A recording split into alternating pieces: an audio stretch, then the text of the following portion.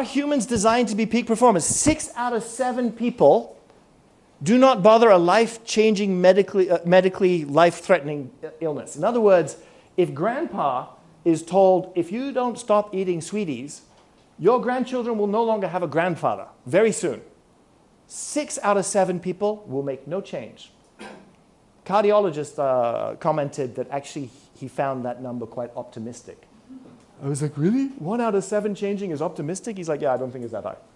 So people don't really change very much. But my favorite one is the dieting one. When people try and diet, they typically lose weight. And then when they finish dieting, well, they gain a bit of weight, right? It turns out, on average, the average diet program, some people lose a lot of weight. The average diet program causes a change of weight of plus 7%. Most people gain 7% of their body weight by going through a diet program. Isn't that horrendous? Like if you're not thinking I must be mad, perhaps I didn't explain myself. They gain weight by going on diet programs. This is one of those remarkable, oh my God, that is terrible sort of finding, okay? We humans are clearly not very good at optimizing what to do. So where does this mindset stuff come in? Well, people years ago were sure that the 4-minute mile was a fiction.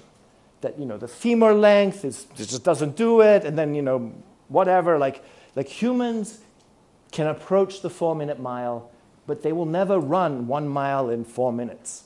And then Roger Bannister comes along, this medical student who clearly didn't study enough, and in 1954, he does the 4-minute mile. Like, oh my God, in all humanity, finally someone has done it. Maybe in a few hundred years, somebody else will do it. And then 6 weeks later, somebody else breaks the record.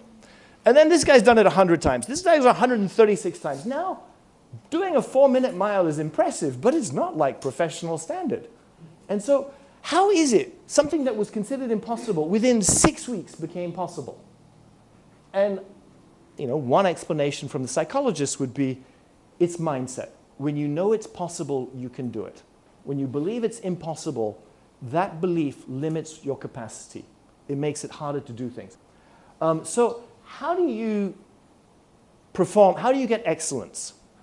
Or how do you avoid excellence? I think it's a more interesting question. How do you avoid excellence? So this is what you need to do if you don't want to be excellent at something. Avoid feedback. Because if you have feedback, you become dangerously aware of what could change.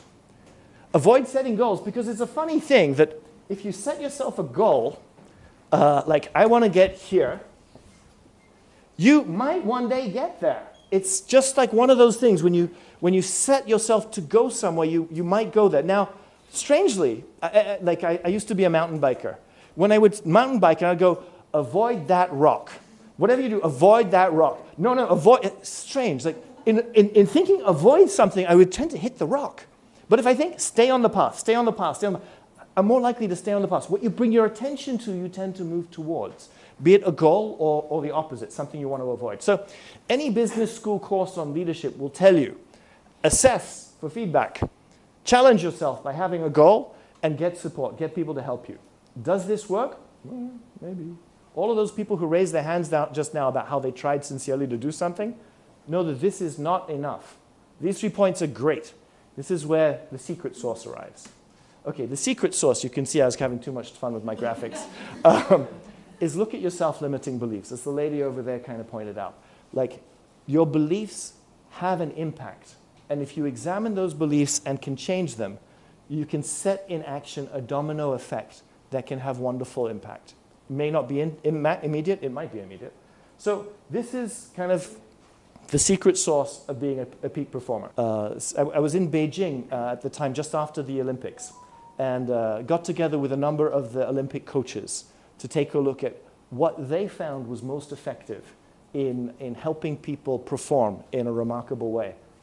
None of them were assess, challenge, support. I mean, that was a given, but there's a lot more to it. So if you've tried again and again to stop smoking, stop procrastinating, I got to try this losing weight thing, but and you haven't succeeded, it doesn't mean you're lazy. It just might mean that there are 1 or 2 things you haven't looked at yet that may be beneficial.